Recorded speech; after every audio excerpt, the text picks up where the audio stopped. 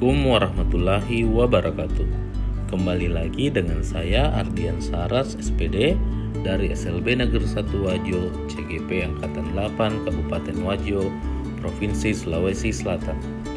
Pada kesempatan ini, saya akan menampilkan sebuah demonstrasi kontekstual modul 3.1 tentang pengambilan keputusan berdasarkan nilai kebajikan sebagai pemimpin.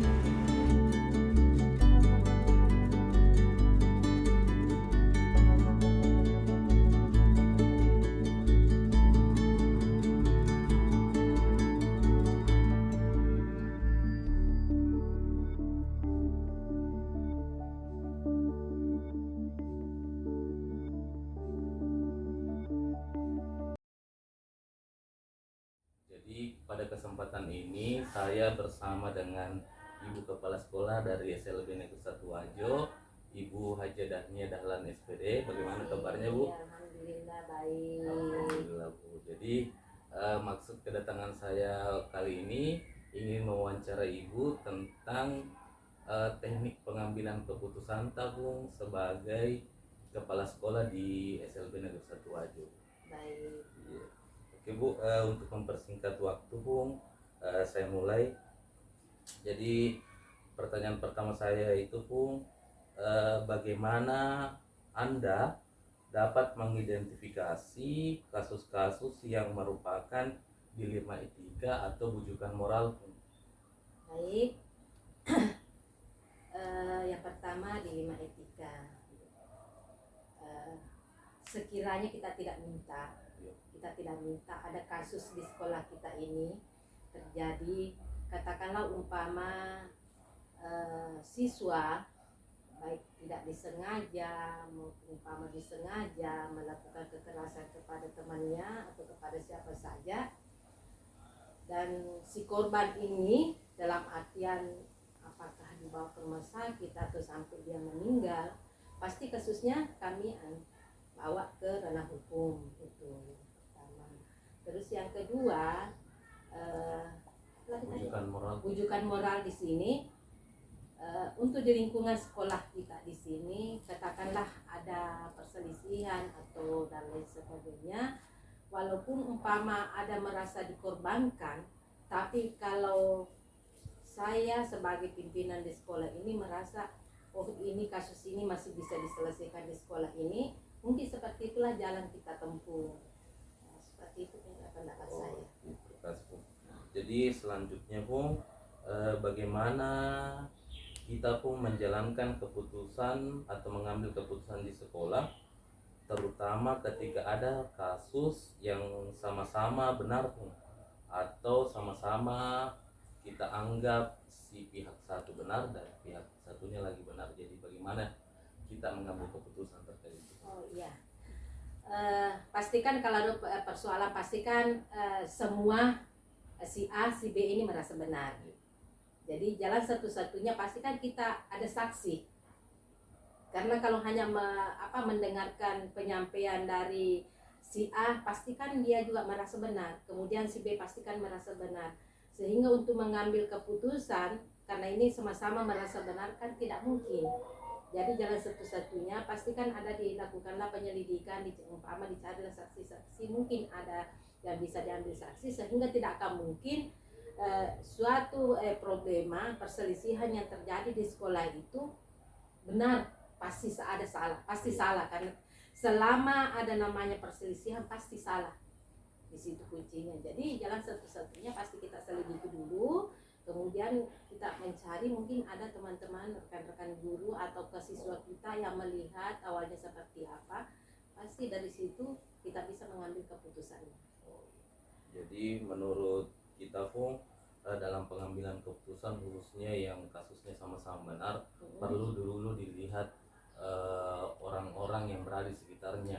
Apakah informasinya baik itu berupa informasi atau hal-hal lain yang bisa mendukung informasi. Betul.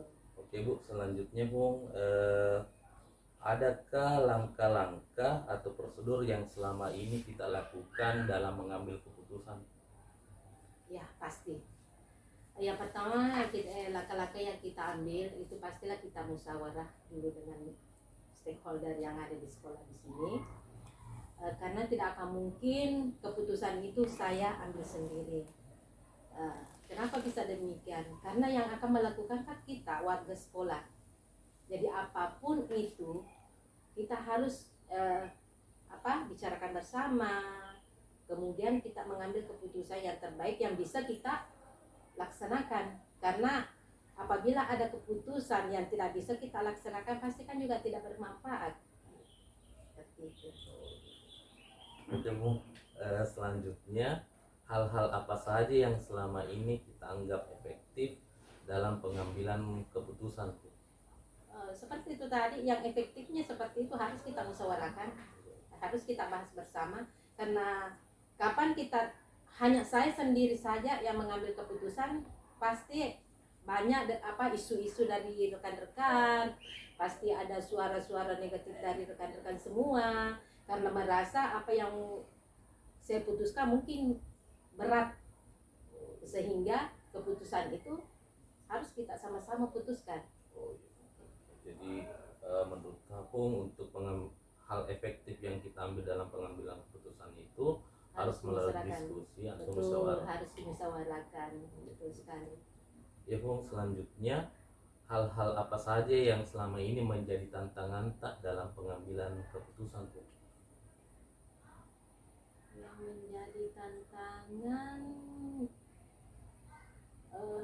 saya merasa tidak ada yang jadi tantangan, karena dalam hal ini yang biasanya yang jadi tantangan itu orang di luar, sedangkan kita di sini terlibat di dalamnya. Jadi saya merasa tantangan itu sudah tidak ada lagi karena kita semua yang putuskan. Iya. Iya Bung, selanjutnya apakah Anda memiliki jadwal tertentu dalam menyelesaikan sebuah masalah atau langsung menyelesaikan masalah tersebut ketika hal itu terjadi? Harus langsung.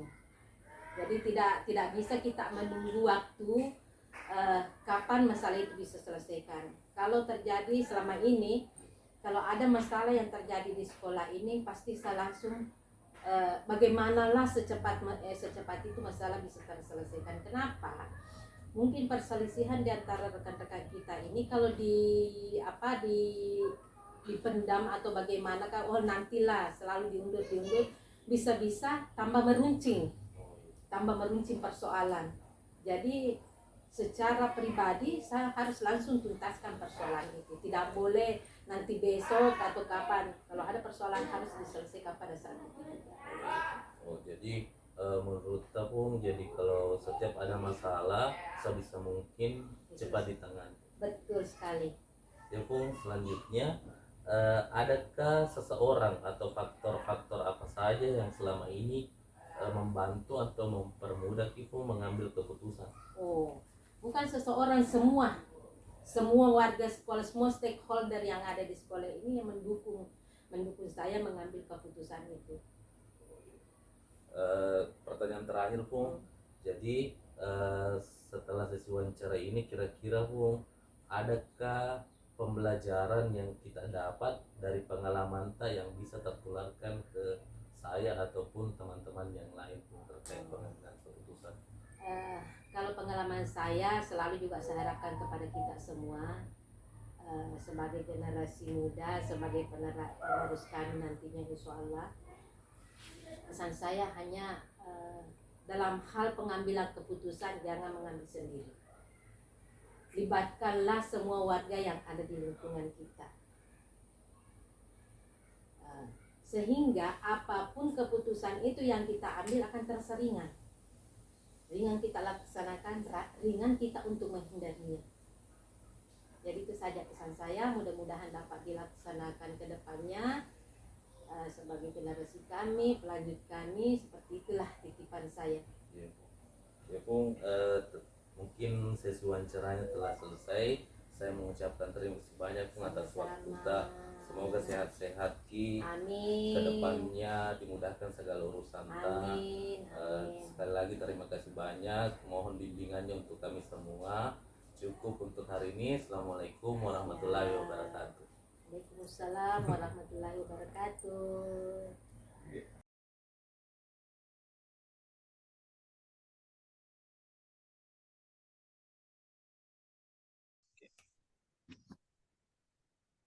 Oke, assalamualaikum warahmatullahi wabarakatuh, Bu Darna.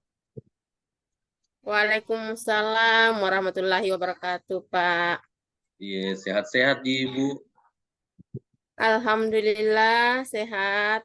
Ya, jadi sebelum kita melakukan percakapan ini atau wawancara ini, saya perkenalkan dulu, Ibu Darna ini adalah kepala sekolah dari TK Sipagatau Jangkali Sanreseng. Ada. Iya. Iya, santai ada. Beliau adalah salah satu kepala sekolah di TK, khususnya di Kabupaten Wajo. Ya, jadi untuk mempersingkat waktu, jadi pada kesempatan ini Bu, saya akan melakukan wawancara dengan kita selaku pihak kepala sekolah terkait pengambilan keputusan yang selama ini Ibu lakukan di sekolah Ibu. Ya, Ya, jadi baik, untuk Pak. mempersingkat waktu Bu, yang pertama ingin saya tanyakan itu, selama ini bagaimana Ibu dapat mengidentifikasi kasus-kasus yang merupakan dilema etika atau bujukan moral, Bu? Selama ini cara saya untuk mengidentifikasi kasus-kasus yang merupakan dilema etika dan bujukan moral itu biasanya saya melihat dari sudut pandang moral dan hukumnya. Apabila kasus tersebut melanggar hukum, maka sudah tentu benar lawan salah, yang artinya merupakan ini sudah merupakan bujukan moral. Namun jika masih bisa dikatakan benar lawan benar, maka itu sudah termasuk dilema etika. Mungkin seperti itu, Pak.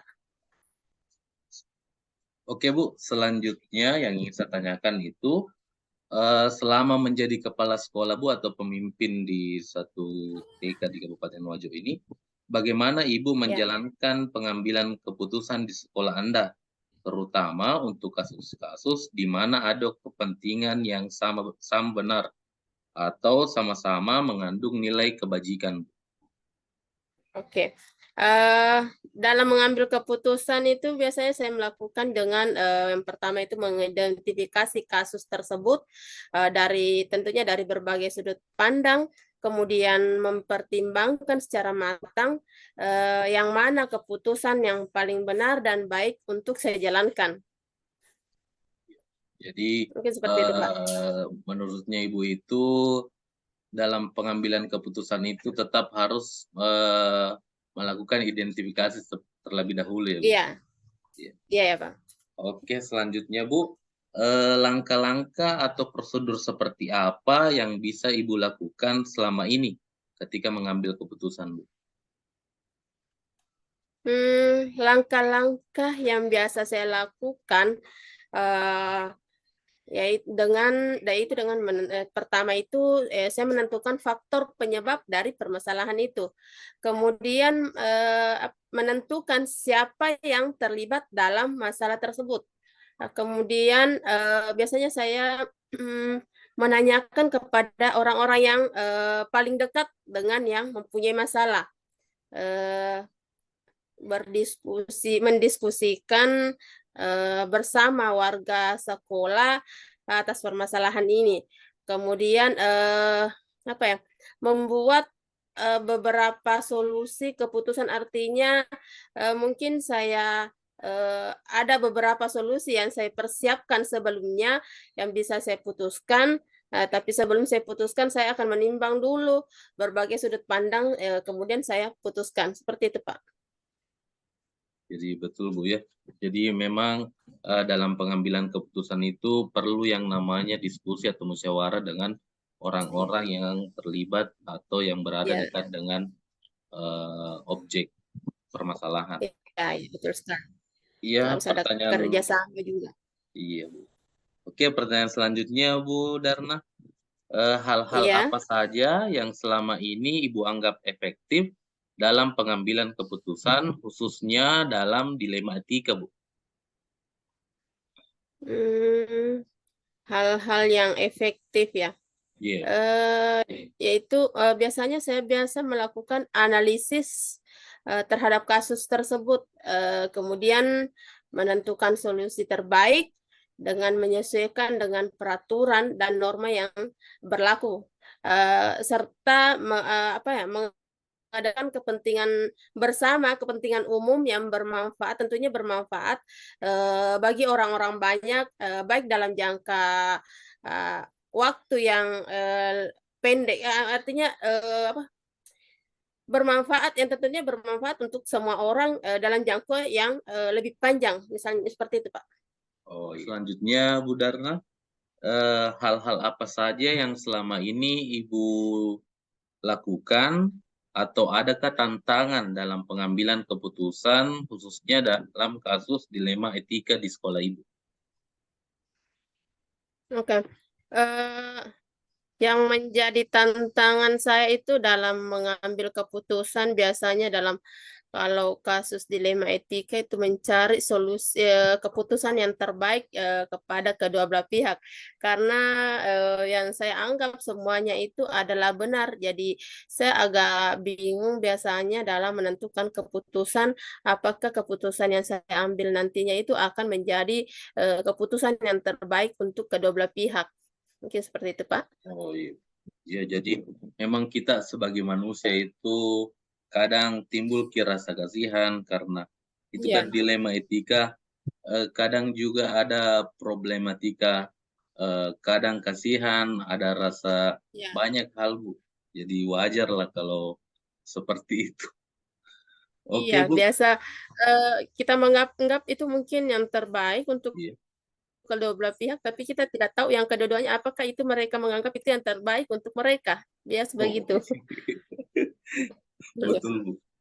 Oke, Bu, pertanyaan selanjutnya, apakah sebagai kepala sekolah dalam hal ini Ibu Darna, sudah memiliki jadwal tertentu dalam menyelesaikan sebuah kasus dilema etika atau langsung saja menyelesaikan di waktu itu ketika ada masalah, atau bisa saja prosedur-prosedur apa yang seperti apa yang biasa kita jalankan? Eh, eh, Biasanya jika masalah itu tidak terlalu berat eh, atau terlalu serius, biasanya saya langsung mengambil keputusan. Tapi jika permasalahannya itu adalah hal yang sangat berat atau yang sangat sulit, seperti yang tadi saya katakan, saya akan biasanya melakukan langkah-langkah yang seperti tadi saya katakan. Yang pertama itu mengidentifikasi masalah tersebut, mencari tahu siapa yang terlibat, dan selanjutnya dan seterusnya, sehingga saya akan menemukan nanti keputusan yang saya anggap tepat untuk saya putuskan, seperti itu, Pak. Oh iya, terima kasih. Oke, pertanyaan selanjutnya, Bu. Ya. Adakah seseorang atau faktor-faktor apa yang selama ini mempermudah atau membantu Ibu Darna dalam mengambil keputusan, khususnya dalam kasus dilema etika, Bu? Iya, biasanya saya selalu melibatkan warga sekolah tentunya, yang mempunyai kedekatan personal dengan orang, kemudian yang mempunyai kedekatan personal dengan orang-orang yang mengalami permasalahan tersebut, sehingga banyak pihak-pihak yang membantu saya untuk mencarikan alternatif solusi yang tepat, begitu, Pak. Oh iya, Bu. Oke, jadi ini pertanyaan terakhir, Bu. Eee, Ya, Pak. dari semua hal yang Ibu Darna telah sampaikan, pelajaran apa yang Anda dapat atau petik dari pengalaman Anda mengambil keputusan khususnya di kasus dilema etika? Pembelajaran yang saya dapatkan adalah saya lebih bijaksana lagi dalam menganalisis permasalahan-permasalahan untuk saya jadikan pertimbangan dalam menentukan solusi yang dan terbaik untuk semua pihak.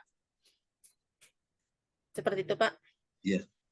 Jadi terima kasih banyak Bu atas waktunya. Mungkin untuk saat ini terima kasih telah meluangkan Sama-sama, waktu. Pak.